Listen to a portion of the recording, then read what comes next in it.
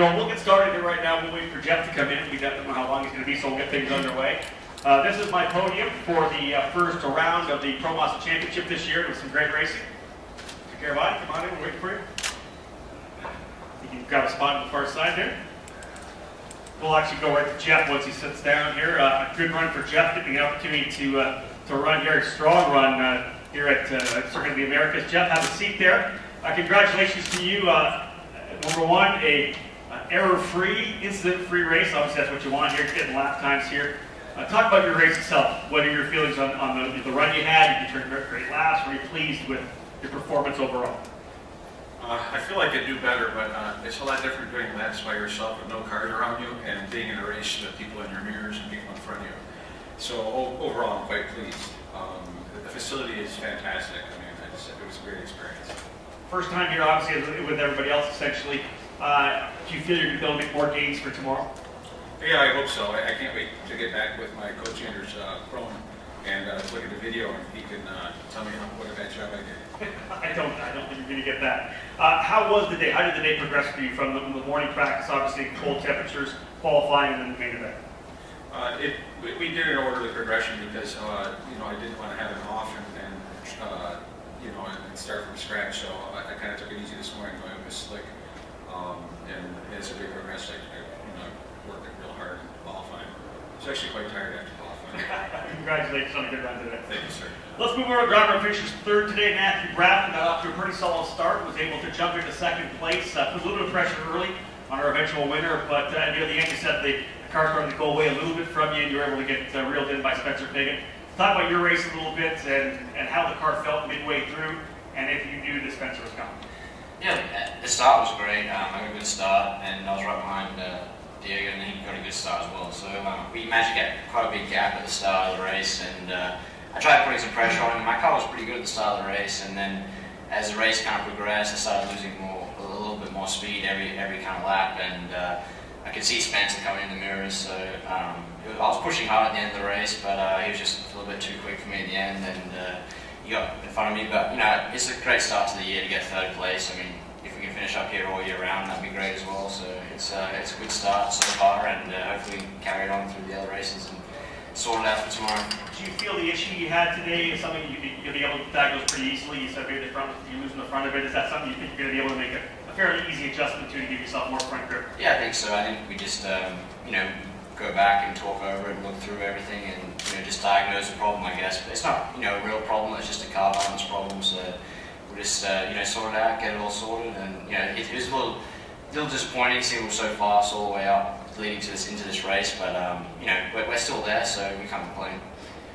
You and Spencer sat in this kind of position here quite a bit last year at USF 2000, but you're also both with the same team. In the broadcast, I mentioned the fact that now you're on different teams. You had like an inter-team rivalry, and actually had to sit down and tell each other your secrets to a certain extent. This year, obviously, different tense. You're with Andretti, Spencer's with Team Pelfrey. A more of a rivalry? Do you I think each other now? I think it's still pretty similar. I mean, we had a huge rivalry last year, and we could see what each other were doing. So it was like if we could just escalate the rivalry, I guess, a little bit. But now we're a little bit to our own way and doing our own thing a little bit. So, but it's still there. So we're still fighting. We're still at the podium. So it's starting to become a real trend. So. I'll come to you with the same question, Spencer. Let's move to Spencer Piggott now, second place today. Spencer. I couldn't see the start from where he was. They didn't have the cameras going. You said you had a bad start. What actually did happen?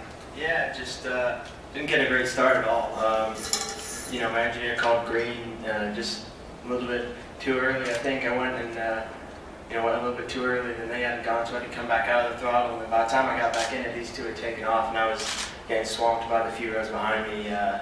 So I think I fell back to fifth or something on the first corner and just had to keep working my way back up through the field. And, it was a good race. Would have liked to have been a little bit longer. I think we had the pace there at the end. But, overall, a really good day, and looking forward to tomorrow. Based on the times, it looked like the car kind of came alive midway through the race. You started to drop some really good times. Did it feel that way in the race of the car? Did you all of a sudden say, wow, I can start looking forward to it? Yeah, I don't know if it necessarily just kept getting better and better, but I think it stayed the same, which was really good. I think, like Matt was saying, his car kind of fell off, and I don't know about Diego, but I think we were really fast there through the second half of the race, and hopefully we can just replicate that in the first half, and then we'll be all good. Now you closed right up to him going into turn number 11 before the straightaway. He moved to the inside to run the defensive line. You know you had him at that point because you went way wide. You got a super run through 11 and obviously almost passed him before the braking zone. Did you know it was coming at that point? Yeah, I mean, once I got pretty close up through the S's and into 11, so, such a long straightaway, made the pass pretty easy, just had to pull up and, pull out and go right by, so, that's the nice thing about having these big long straights when you're coming from behind, so, it was just, I had a couple of those throughout the race, so it wasn't, the passes weren't too difficult. Last question, same as I asked Matthews, is it going to feel better now to go back to the tents and not have to tell him what you did? Or vice versa, obviously. I've got a very fast teammate, Pedri Savanta, this year, so it's not going to be easy at all. Pedri's been very fast, and of course we have these two guys here to worry about as well. I want to beat everyone just as bad as I'm sure everyone wants to beat me. So we just got to go back to the tent and try and figure out try to find some more speed. Congratulations, well done. Thanks a lot. Well, not so much to talk about, Mr. Ferreira. Diego, you were out front. You obviously had a great running qualifying that last lap and put it on the pole. You used it fully, leveraged it, was able to pull away, and you just kind of walked away. You had a second, I think, at the very start, and then you just started dropping all the fast times. Was your car really good out of the gate, out of the green flag? Yeah, actually it was a plan. Pass the first corner on the first position, and then got a really good gap to make the fast lap.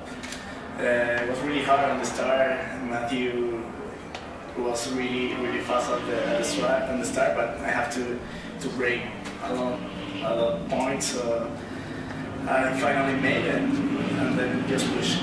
Now, any time at the end of the race you kind of back down a little bit because you're turning great lap times, you kind of slowed up a little bit. Spencer was closing, but not enough. Did you slow up a little at the end? Yeah, I just slowed. I knew that I had a really good gap, so just like 4 laps to go, I just slowed down, make that everything is okay, just finish the race. Now last year, like 5th was your best finish. You had some pretty good runs last year, 6 overall, I think. Fourth? Okay, 4th your best finish. Yeah. Well, now you come out of the season here with a win. Yeah. How's it feel? Well, it's awesome. I think last year it was a rookie, so learning the tracks, everything.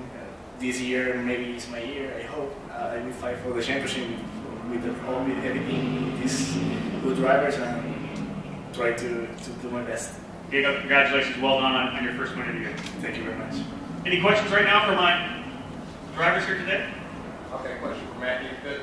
Go for it. Matthew, I know we talked a little bit after qualifying, you were having some car issues. When you were fighting the front end of the race, was that a mechanical issue or just a balance? Yeah, well, in qualifying we broke the front wing in the second or third lap, so we kind of were looking good. We thought we were looking really good for the race, but obviously I don't think that really affected us too much. And I haven't really looked over the car, but I'm sure there's nothing wrong with it. It was running quite strongly at the start of the race. I think it was just more of a balance issue. I think maybe we're kind of learning the tire a little bit as well. So maybe I tried to push way too hard at the start and lost it a little bit, trying to catch Diego. But we're just kind of learning a little bit with those kind of things, and we just kind of feel it out and go over everything we get back, and see what we can improve.